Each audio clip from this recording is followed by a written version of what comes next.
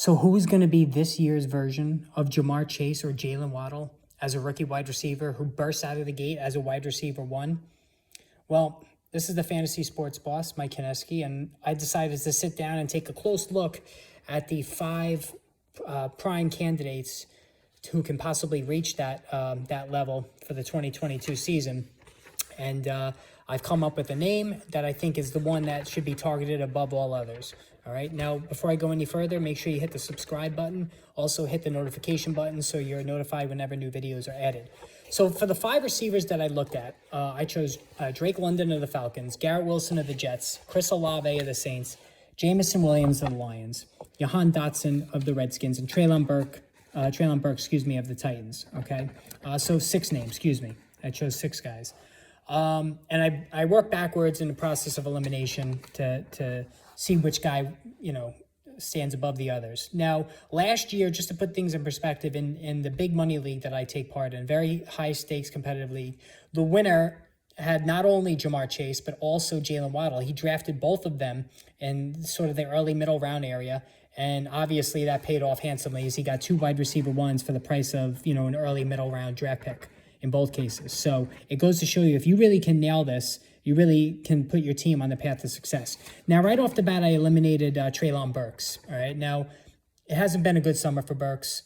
A lot of expectations tied to him after the team traded A.J. Brown to the Eagles. But Burks it's been a slow process. He's been playing with the second and third team offense in the preseason. He's now got some sort of leg or foot injury.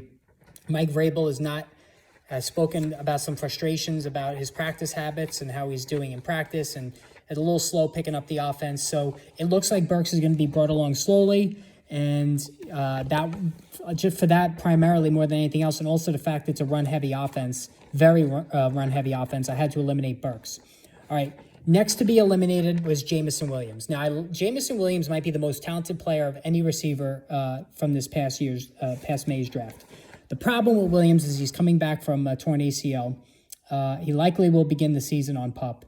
And even when he comes back, it's going to be a slow integration, I think. And the Lions have a decent batch of receivers. Amon-Ra St. Brown. They have T.J. Hawkinson, DeAndre Swift, prime receiver out of the backfield. So they have guys that are going to be able to demand targets from Jared Goff in another offense that I think is not going to allow Goff to throw it that much. So I think Williams, just by opportunity and the fact that he's coming back from injury, lack of opportunity, I should say, we had to eliminate him next. All right, so then I wound up eliminating Jahan Dotson. Now, this guy's been a real gem so far this summer. He's picking up the offense very quickly, unlike Treylon Burks. He's now ascended to wide receiver 2 on the Redskins. The Commanders. Old habits die hard there.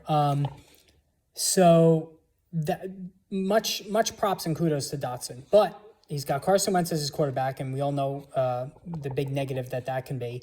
And the Redskins also are going to run the ball more than you think. So I think, and Terry McLaurin is going to be dominating targets as well. So I had to eliminate Dotson, although I think he makes for a very shrewd late-round pick. So that leaves Garrett Wilson, Chris Olave, and Drake London.